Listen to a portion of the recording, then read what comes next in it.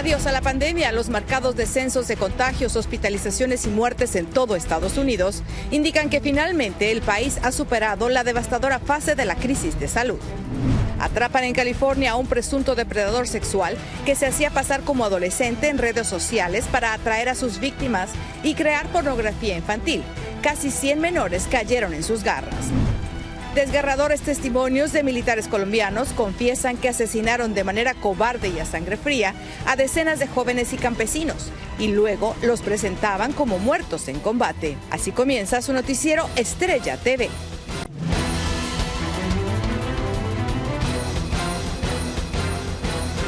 Hola, ¿qué tal? Muy buenas tardes. Bienvenidos al noticiero Estrella TV. Les saluda Palmira Pérez. Muchas gracias por acompañarnos. Vamos a comenzar con una alentadora noticia que anunció el doctor Anthony Fauci sobre la crisis de salud con la que hemos venido sufriendo durante ya más de 2 años. Vamos a Miami con Anthony Fauci, quien nos dice qué dijo el principal inmunólogo del país.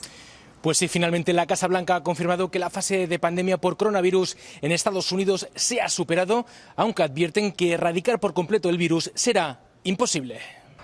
Después de más de 2 años de crisis sanitaria por el COVID-19, Anthony Fauci, el principal epidemiólogo de la Casa Blanca, ha confirmado lo que parecía ser un hecho, que ya estamos saliendo de la pandemia porque en las últimas semanas se han registrado niveles de muertes, hospitalizaciones y contagios muy bajos. Podríamos estar en una fase más de endemia, así como ha pasado, como sucede con el flu u otros virus de gripa común, etcétera, que endémicamente sí se mantienen en el país, pero en oleadas más pequeñas. El 60% de la población está vacunada o se ha infectado al menos una vez del COVID-19. Eso también ha permitido que la población pueda respirar más tranquila, pero avisan que es imposible que el virus desaparezca por completo. Ni las vacunas ni la enfermedad previa ha podido lograr ese objetivo, que sería el no llegar a tener la enfermedad. Con eso se hubiera bloqueado prácticamente el virus. Así que de nuevo el mensaje sigue siendo el mismo: no hay que bajar la guardia y en la medida de lo posible tomar precauciones si es necesario. La respeto todavía igualito. Y yo estoy tomando las mismas, medidas. Después de todo, esta pandemia nos ha enseñado mucho, especialmente en temas de prevención, que cambiaron la vida de todos. La pandemia está en manos de Dios y la pandemia es como el que está casado y tiene una mala suegra. No sabe cuándo le va a caer. Hay que orar mucho.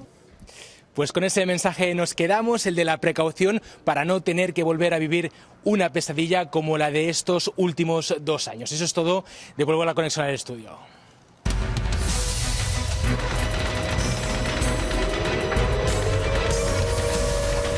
Al otro lado del mundo, Vladimir Putin volvió a lanzar una amenaza contra las potencias de Occidente. El presidente advirtió que si alguien interviene en una guerra con Ucrania o crea amenazas estratégicas contra Rusia, está listo para responder con ataques relampagueantes porque tiene armas que nadie tiene.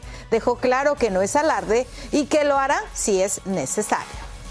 Y la compañía Microsoft reveló que los piratas cibernéticos rusos han estado muy activos durante la guerra con Ucrania. El uso de ese tipo de ataques por parte de Rusia está fuertemente correlacionado, muchas veces sincronizado con sus operaciones militares, indicó la empresa en su informe público, más el completo informe hasta ahora. Y bueno, una familia estadounidense se recuperó de la alegría con la noticia de que pronto volverá a ver y abrazar a su hijo, un ex miembro de la Marina que pasó años en una prisión rusa. Nurmila nos habla de cómo se logró esto. Nuestras oraciones fueron respondidas, dijo hoy la familia de un ex militar tejano que fue liberado en Rusia y quien ya está en camino a casa después de que la administración Biden lograra un sorprendente acuerdo con Rusia, a donde a cambio envió a un preso que tenía más de una década en una cárcel federal de Estados Unidos. Fue cambiado en Europa por el contrabandista de cocaína ruso Konstantin Yaroshenko, quien estaba recluido en una prisión federal en Connecticut. Trevor Reed fue arrestado en avanzado estado de ebriedad después de una noche de fiesta en Moscú y fue acusado de haber agredido y puesto en peligro la vida de 2 oficiales cuando era trasladado a una estación de policía. El intercambio de prisioneros se concretó después de un largo proceso que incluso en tiempos de paz habría sido muy complicado completar. Ha habido un claro antagonismo entre estas dos potencias mundiales. Así que el hecho de que fueran capaces de llegar a cualquier tipo de acuerdo o resolución es impresionante y extraordinario. Todavía hay al menos 2 estadounidenses encarcelados en Rusia. Una es Brittney Griner, una estrella del básquetbol profesional de Estados Unidos. El otro es Paul Whelan, un ejecutivo de seguridad corporativa de Michigan, quien está cumpliendo una larga condena luego de que se le presentaran cargos relacionados con espionaje. Nurmila, Estrella TV. Bueno, mire, y en Washington sigue creciendo la pelea sobre el llamado Título 42 que autoriza a las autoridades de inmigración a rechazar indocumentados en la frontera por motivos de salud pública. El presidente Biden quiere descontinuar esta práctica y afirma que tiene un nuevo plan, pero los republicanos lo amenazan con quitarle el dinero para combatir el COVID si elimina esa regla en la frontera. Armando Guzmán está en Washington con todos los detalles sobre esta polémica. Estos 7 procuradores estatales demandaron al gobierno para impedir que el presidente Biden invalide el Título 42, que, pretextando la pandemia, le permite a inmigración rechazar en la frontera a la mayoría de los migrantes que buscan asilo. El presidente Biden quiere descontinuar el Título 42 el próximo mes y ya un juez federal de Luisiana prometió bloquearlo. We'll have a temporary restraining order that gets us to May 13th. May 13th will be the hearing on the preliminary order that we hope to obtain as well. Aquí en el Capitolio los republicanos se oponen a terminar con el Título 42 y más demócratas se oponen también. With the health crisis, we can't take any more chance of people coming undocumented and unchecked. Más y más legisladores republicanos quieren añadir una enmienda al Título 42 para que cualquier medida presupuestal para COVID-19 lo incluya, o de otra manera, esos nuevos fondos no serán aprobados. Holding up support for COVID relief over Title 42 just puts the country at greater risk. Cruelty. El secretario de Seguridad Nacional sabe que habrá un aumento de migrantes en cuanto se levante el Título 42, y para eso tiene un plan de 6 puntos que incluye aumentar personal de vigilancia en la frontera, aumentar los fondos presupuestales para esa vigilancia, acelerar la capacidad de procesamiento de migrantes en la frontera. El plan aplicará castigos y consecuencias más severas para los migrantes que cruzan la frontera ilegalmente, especialmente para quienes lo hacen múltiples veces. En el otro lado de la pelea, la Asamblea de Congresistas Latinos, el llamado Hispanic Caucus, que fue a la Casa Blanca a insistirle al presidente que cumpla su palabra y mate al Título 42. And so Title 42 should be lifted and that we should focus on border management policy. La Casa Blanca insiste en que cuando el Título 42 no exista, entonces se regresará al mismo orden que tenían las fronteras antes de que Donald Trump trajera todo este trastorno.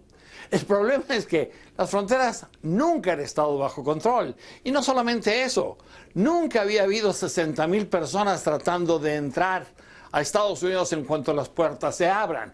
Y tampoco, nunca había habido un presidente que, como el presidente Biden, les había dicho a todos que vengan, que los dejaría entrar. En Washington, Armando Guzmán, Noticiero Estrella TV.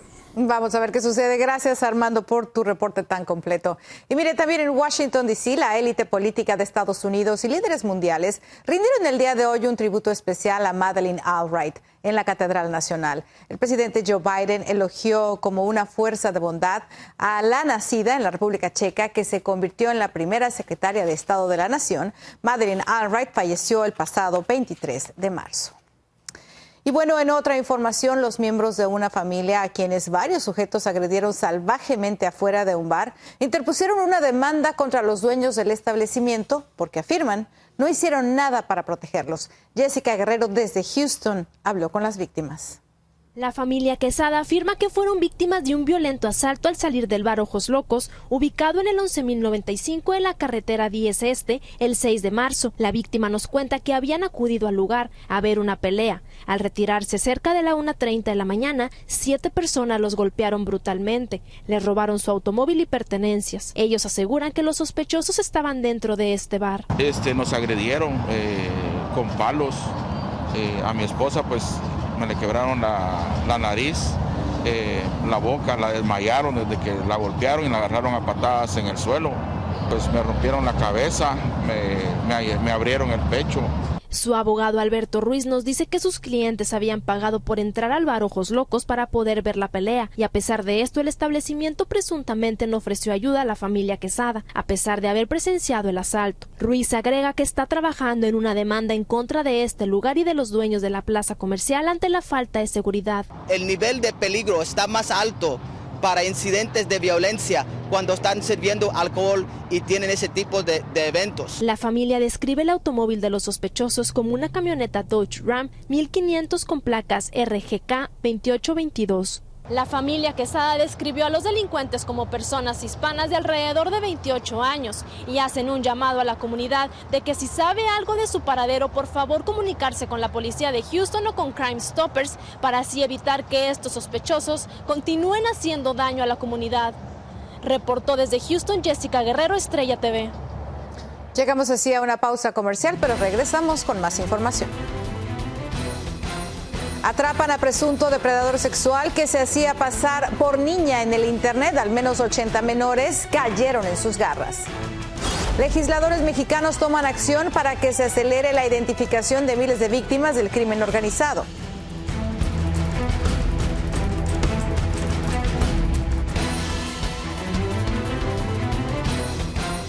Continuamos con la información y le cuento de un presunto depredador sexual que se hacía pasar como una niña en el internet y él ya está en prisión. En prisión se dedicaba a contactar a menores a quienes guiaba en la producción de videos sexuales. Dayanis López nos dice cómo logró atraparlo la policía. Ya se encuentra tras las rejas un presunto y peligroso depredador sexual de California, quien haciéndose pasar como una niña en redes sociales, logró atraer a más de 80 menores a lo largo de Estados Unidos, a quienes instruyó para que produjeran material de pornografía infantil. Demetrius Call Davis, de 24 años, quien contactaba en línea a sus potenciales víctimas presentándose como Lizzie para ganarse su confianza, fue fichado en una cárcel del condado de Sacramento y responderá al cargo de actos indecentes con menores de 14 años. La investigación, que duró un mes, comenzó cuando la oficina del sheriff de Sacramento recibió un cyber tip del Centro Nacional para Niños Perdidos y Explotados que llevó a los detectives a la casa de Davis. Durante la ejecución de la orden de allanamiento el pasado 1 de diciembre, se hallaron dispositivos pertenecientes al acusado que contenían múltiples videos de menores con edades desde los 6 a los 13 años realizando actividades sexuales. La policía cree que hay muchos más niños que fueron presa de Davis y recomienda a los padres de familia estar alertas y que en la medida de lo posible traten de revisar los teléfonos y computadoras de sus hijos menores para evitar que caigan en manos de este tipo de delincuentes sexuales. Dayanis López, Noticiero Estrella TV. Y mire, también en California, 4 jóvenes mujeres fueron rescatadas de un presunto traficante de humanos. Las víctimas tenían entre los 17 y los 22 años, fueron encontradas en el condado de San Bernardino. Ahí la policía arrestó a Davon Stewart, de 33 años, y lo fichó para que enfrente cargos de tráfico humano, posesión de narcóticos y también posesión de arma. Y en otros temas, surge una esperanza de cura para quienes padecen la enfermedad del lupus. Científicos confirmaron el descubrimiento tras haber secuenciado el gene de ese trastorno con el ADN de una niña española que fue diagnosticada a los 7 años y ahora tiene 16. Esto pudiera llevar a desarrollar medicamentos para tratar el lupus. Después de la pausa regresamos con más información. Aprueban agencia para intentar identificar a miles de cadáveres y aliviar la crisis forense en México. Y rompe el silencio el taxista implicado en el terrible caso de Devani en Nuevo León. ¿Qué dijo? Le vamos a contar. Militares colombianos confiesan los aterradores crímenes que cometieron contra jóvenes y también campesinos.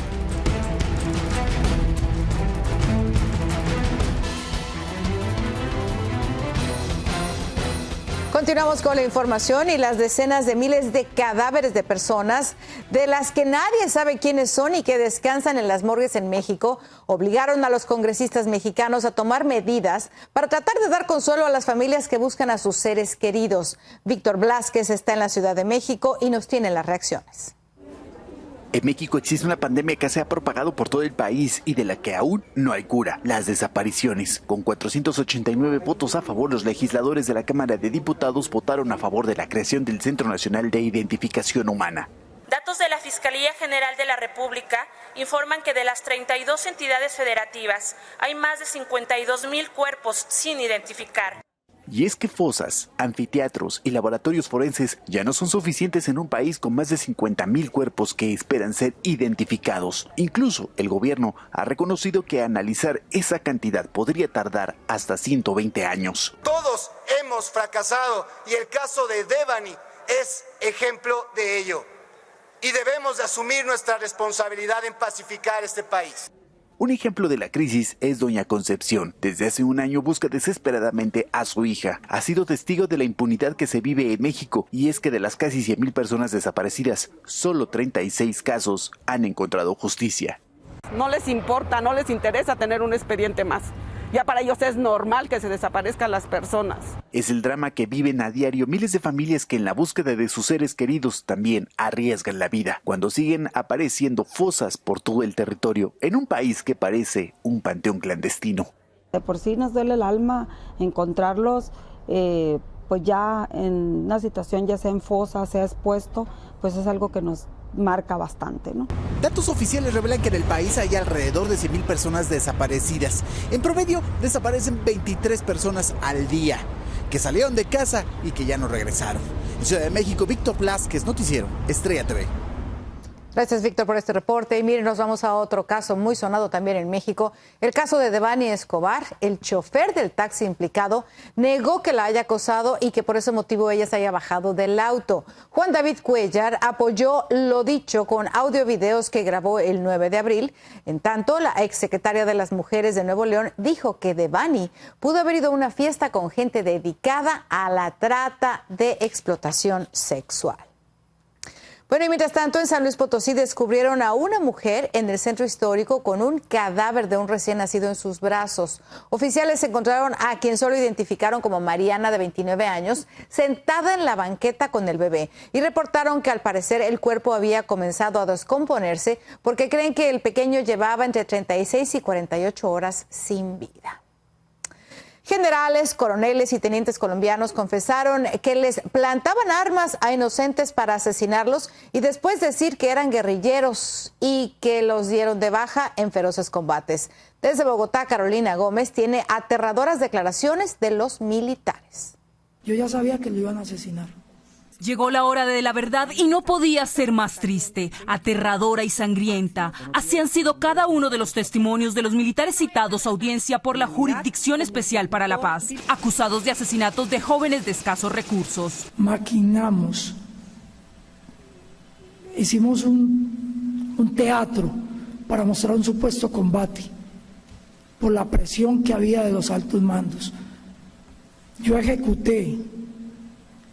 Yo asesiné familiares de los que están acá. Los falsos positivos, como se les conoce en Colombia, a las bajas de civiles por parte de militares que los hacían pasar como guerrilleros para lograr permisos y beneficios, como comisiones al exterior, cursos de pilotos o simplemente por ganar una competencia de horror entre batallones. La política de obtener bajas y competir con las demás brigadas del país en términos de producir más muertes en combate que las otras, pero como adhiera al lugar.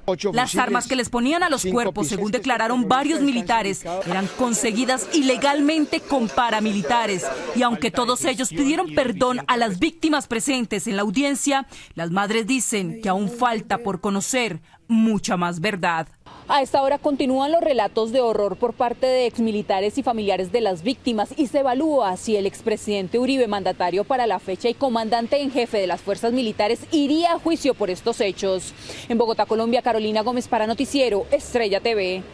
Gracias, Carolina. Y ahora vamos a Perú, donde lo que le voy a contar es realmente el colmo de los colmos. Resulta que el alcalde de Lima fue destituido porque ocupaba 2 cargos de manera simultánea. Hágame usted el favor. Y es que además de liderar la capital, Jorge Muñoz aparecía en el directorio de la empresa estatal Servicios de Agua Potable y Alcantarillado, por lo que el Jurado Nacional de Elecciones se vio obligado a tomar la drástica medida de retirarlo de su cargo. Increíble, ¿verdad? No solamente en México pasan esas cosas. Vamos a una pausa y volvemos. SpaceX sigue haciendo historia, lanza una nueva misión espacial con 4 astronautas. Y científicos alertan que un importante porcentaje de reptiles podrían desaparecer de la faz de la Tierra.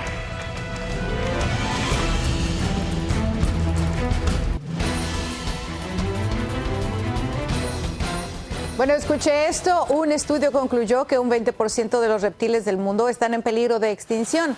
Desde las tortugas de Galápagos hasta el lagarto más grande del planeta, el dragón Kamut, se encuentran entre las especies que están en riesgo, señalaron los científicos que analizaron más de 10,000 reptiles. Y SpaceX lanzó el día de hoy un cohete y una nave espacial en una histórica misión rumbo a la Estación Espacial Internacional. Son 4 astronautas los que viajan en la cápsula Crew Dragon, entre ellos una afroamericana, lo que hace histórico el vuelo, que despegó antes de las 4 de la mañana y está programado para llegar a su destino a las 8 de la noche. Así nos despedimos. Nos vemos mañana. Gracias.